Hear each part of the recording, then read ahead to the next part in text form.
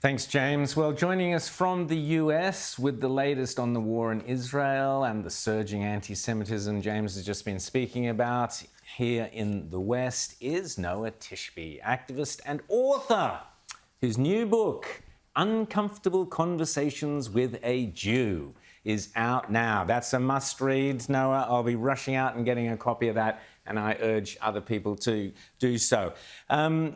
Let's have a listen to Benjamin Netanyahu talking about what's been happening on college campuses and so on. Have a listen. That's not new. We've seen in history that anti-Semitic attacks were always preceded by vilification and slander. Lies that were cast against the Jewish people that are unbelievable, yet people believed them. And what is important now is for all of us who are interested and cherish our values and our civilization, to stand up together and to say enough is enough. We have to stop anti-Semitism. So Noa, we are, as I'm sure you are, horrified of what's going on US campuses. Similar things are happening here. You know, the beautiful Sydney University, we had little kids chanting for intifadas. It's really horrific. Give us your thoughts on how this has happened and how, more importantly, what do we do about it? First of all, thank you so much for having me again. It's always a pleasure to visit with you.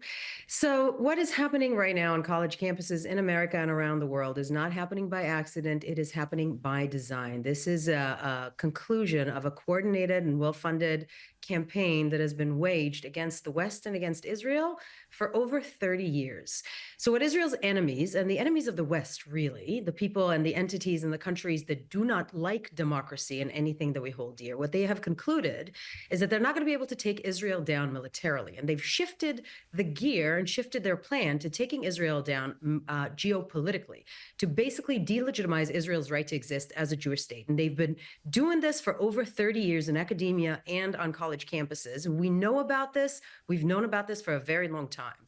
Their plan was to make Israel toxic, to literally turn Israel toxic, because Israel is on the front line of a worldwide war in the Middle East against radical Islam. And they need to take Israel down in order to move to the West. And that is one of the things that we've been trying to tell the West for a very, very long time. The way they did it is to use age-old anti-Semitic tropes that everybody had kind of heard for thousands of years. Every Jew had heard for thousands of years. So you take out the word Jew and you put the word Zionist, and it's all clear. You can do whatever you want. So what we say about anti-Semitism is that it's not simple racism. It's a shape-shifting conspiracy theory.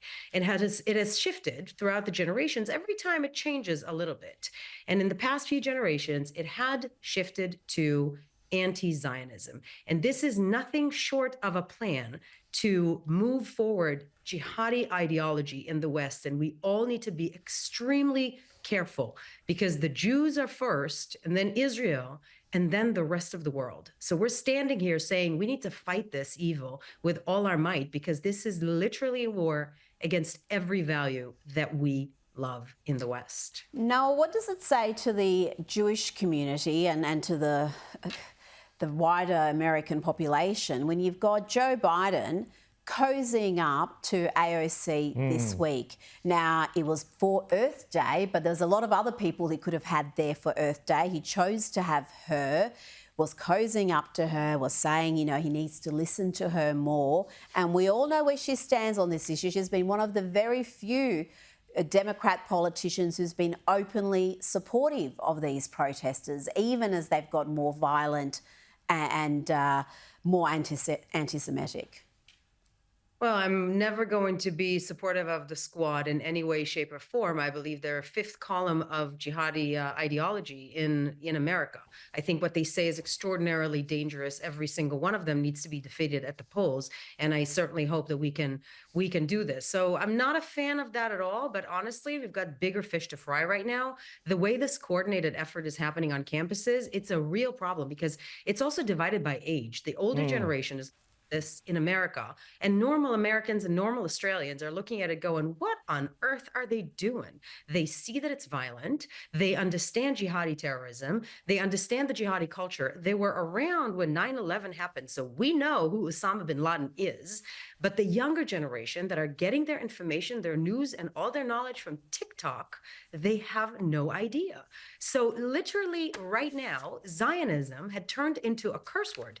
Zionism, which is literally Israel's right to exist, that's it, is now been presented as a movement that necessitates the genocide of Palestinians. And that is not just not true, it's literally a blood libel, because people are convinced now that it is true, in the same manner that they were convinced in the 1500s that Jews are using the blood of Christian children to make their matzahs. It's exactly the same thing.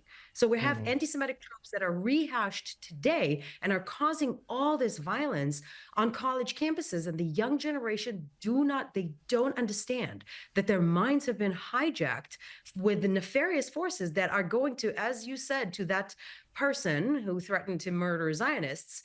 He would be the first one to go if the jihadi get their will. And he will be the first one to be thrown off the rooftop. Absolutely, Noah. But I want to just go back to this university thing, because I have found this absolutely fascinating, what has been going on. How much of this phenomenon do you put down to the rise of a new sort of Marxist interpretation of the world, where everything is about power and victim relations, and where the Palestinians become somehow the poor victims in this whole equation and therefore must automatically be supported? And how much of this is due to the fact that countries like Qatar have dumped billions and billions and billions of dollars into universities, building buildings, endowing foundations, endowing professorships, endowing chairs of Middle Eastern studies, all to create a narrative that is supportive of their ideology, not Israel's or the West's?